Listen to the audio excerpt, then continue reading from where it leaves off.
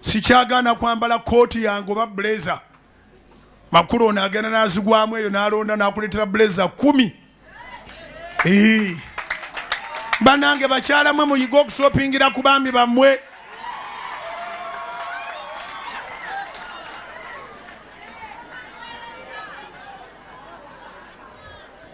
Kakazi kagezi kazibu. Akati bw'amala okushoppingira blazer 10 alazaamu Katonda wayita wiiki nga 3 n'ateeka akuterako story ogamba nonkyalina engoye za church. Akati weebulira weka nti bambi omusaala gwe yagukola ki? Yagunteekamu. Naye kati mwabamu mugwa mu lwimba lwa Kamiiri. Tebaasiga nsigo balinze makungula. Tebaasiga nsigo balinze makungula. Mbulize ne bantu ogwa ludda wa? Oli eno mu Makula oba oli mu Kamiiri? Mbulize ne bantu oli wa?